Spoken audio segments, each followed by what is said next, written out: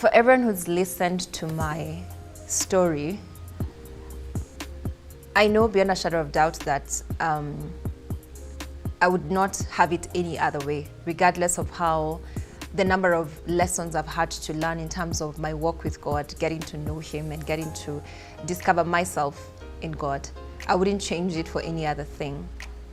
There's a script that we're all given about life, whether it's about your career or about family life, or everything that basically is stipulated for an average person to do or to become.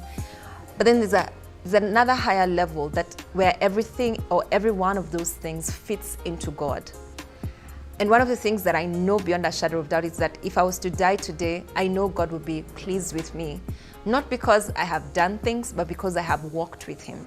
And I'm confident to date, even to the many things that I may not have shared, I know beyond a shadow of doubt that the confidence that I have is that there's nothing greater for me, no greater value that I place on than to know that He approves of me, that He's pleased by what I'm doing and how I'm living my life.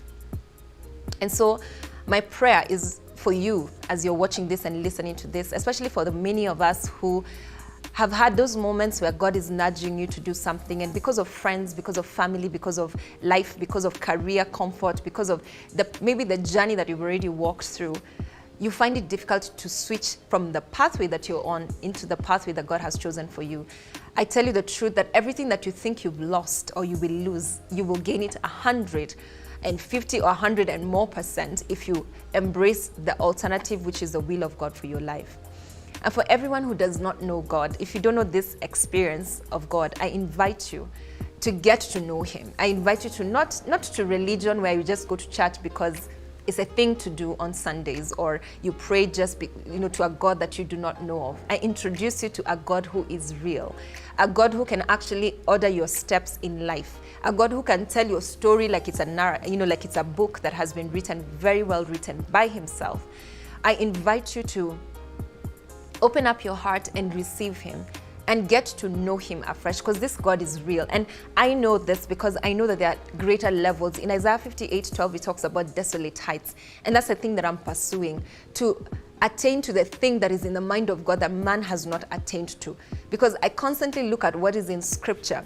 I look at the men like Moses, like Abraham, like Esther, like Joseph, all these stories that we read about, and they're amazing on so many levels. And I keep asking myself, why can we not attain to even half of these things? Because I know that we've not seen the things that these guys have experienced. Like, when was the last time that God showed up in form of a plague just to defend a people?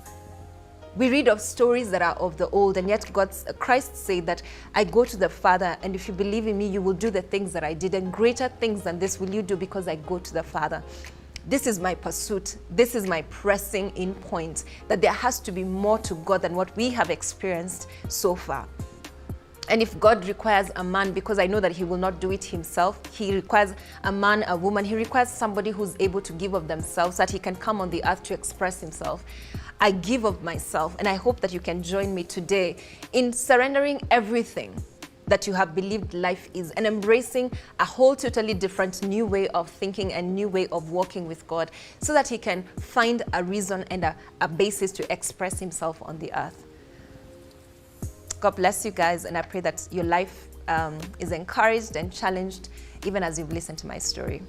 The Lord bless you. A big thank you. Once again, a big thank you to you.